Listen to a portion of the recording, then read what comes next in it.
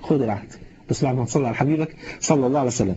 يقول النبي صلى الله عليه وسلم كما عند الطبراني في الكبير بسند صحيح: إن العبد إذا قام يصلي، خذ بالك بقى، أتي بذنوبه، كل الصغائر اللي عملها، أتي بذنوبه كلها فوضعت على رأسه وعاتقيه، فكلما ركع أو سجد تساقطت عنه ذنوبه. الذنوب كده تخيل حضرتك مرصوصة فوق إيه؟ دماغه وعاتقيه. كل لما يجي يركع الذنوب عمالة إيه؟ بتسقط. كل لما يجي يسجد الذنوب عمالة بتسقط. تخيل حضرتك، هل يبقى من ذنوب هذا العبد شيء؟ طبعا لا. سبحان الله. ادي حاجة الثانية، حديث البخاري ومسلم يقول صلى الله عليه وسلم: أرأيتم لو أن نهرا بباب أحدكم، خد بالك، يغتسل فيه كل يوم 5 مرات، هل يبقى من ضرنه شيء؟ قالوا: لا يا رسول الله. قال: فكذلك مثل الصلوات ال5 يمحو الله بهن الخطايا. كأن الصلاة ال5 دولت أنهار موجودة أو نهر موجود قدام باب بيتك، وكل يوم 5 مرات حضرتك بتنزل تغتسل. هل ممكن يكون في أي وسخ موجود على الجسم بعد 5 مرات اغتسال في اليوم؟ طبعا لا يمكن. هو ده مثل الصلوات ال5 بفضل الله سبحانه وتعالى يمحو الله بهن الخطايا. لا ده في حاجة أجمل من كده كمان بقى.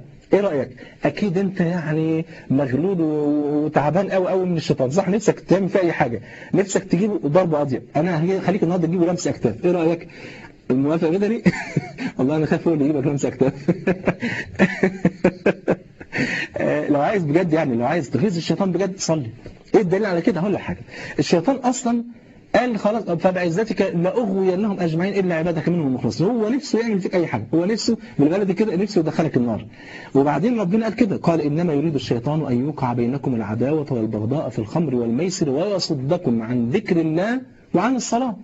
هو عايز كده، هو عايز يصدك عن ذكر الله ويصدك عن الصلاة. طب تعمل ايه؟ اسجد. عارف لو سجدت والله العظيم هو مش هقول لك على، انا هقول لك النبي قال ايه صلى الله عليه وسلم.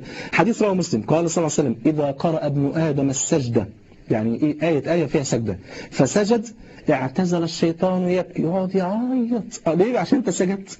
تخيل يعني كل لما تفوز ان الشيطان اللي معاك يبكي ويتعب واعصابه تبوظ، اسجد. قال صلى الله عليه وسلم: إذا قرأ ابن آدم السجدة فسجد اعتزل الشيطان يبكي يقول: يا ويلي، أمر ابن آدم بالسجود فسجد فله الجنة، وأمرت بالسجود فأبيت فلي النار. واحد يقول بقى: طب معلش برضه عشان بس أفهم الحتة دي وإحنا معاك واحدة واحدة مفيش مشكلة. إزاي الشيطان خلق أصلا من نار وإزاي يتعذب في النار؟ يعني أحد الشيخ كان بيحكي الموضوع ده، الواحد بقى راح يسأله بيقول له: يعني معلش عشان عايز أفهم بس عشان أطمن، يعني بس إبليس اتخلق من النار، إزاي هيتحرق في النار؟ فالشيخ بيقول له: طب أنت رايح فين؟ قال له: أنا ما جاتش دعوه بيا، أنا عايز أطمن بس على إبليس، الراجل ده عايزين نشوف إيه أحواله ويحصل له إيه. واخد بالك؟ قال له: طيب يعني هو الشيطان خلق من نار لكنه الآن مش نار، واحنا خلقنا من طين، هل احنا الان طين؟ لا طبعا. فاحنا اهو لحم ودم واعصاب وعروق وكده، وممكن نتضرب بالطين، ممكن نتعور وممكن نموت. فالشيطان كذلك هو خلق من نار ولكنه ليس الان نار، فاذا ضرب او اذا جاءته النار يتبهدل ويتعذب بالنار ما فيش مشكله. وبعدين النار، عذاب النار او عذاب جهنم ما هوش نار وبس، لا ده نار وزمهرير ثلج، ربنا يعافينا ويعافيكم يا رب العالمين. يبقى اذا ايه؟ امر ابن ادم بالسجود فسجد فله الجنه، وامرت بالسجود فابيت فلي النار. ولذلك شرع النبي صلى الله عليه وسلم للمصلي لما يسهو في صلاته في حاجه اسمها ايه؟ سجدتين ايه؟